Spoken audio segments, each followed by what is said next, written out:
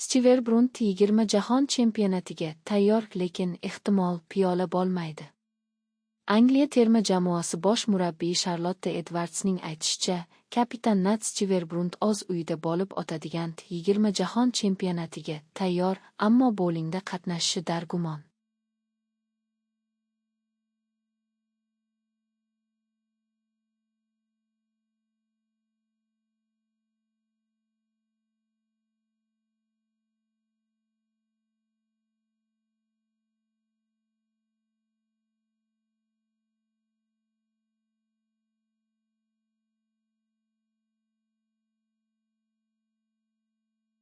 Miur Atalanta Dan Ederson uchun 35 million funt to'lashga rozi bo'ldi.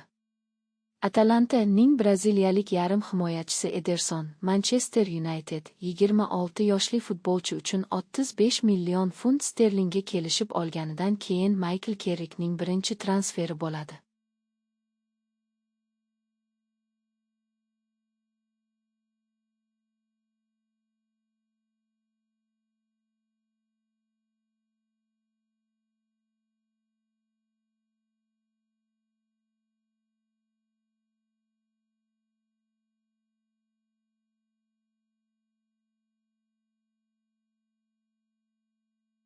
Angliyalik futbolchilar issiqqa tayyor bo'lishadi, deydi Henderson. Jordan Henderson Angliya terma jamoasi futbolchilarini jahon chempionatida kutilayotgan jazirama issiqqa ko'nikishlari uchun o'zlarini issiq Florida sharoitiga duchor qilishga chaqirmoqda.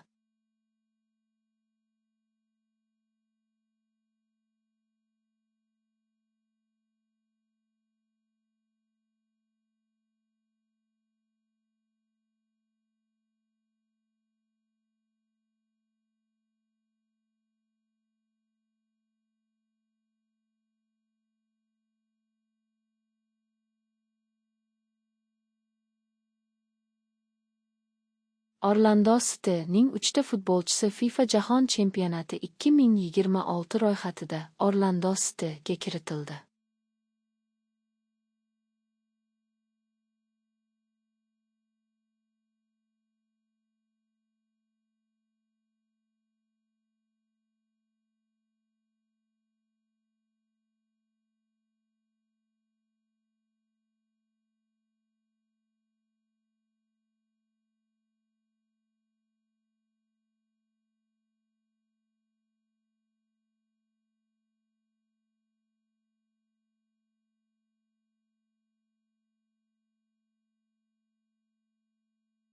Ispaniya meri Ebola xavotiri tufayli Kongo Demokratik Respublikasi bilan o'rtoqlik uchrashuvini bekor qildi.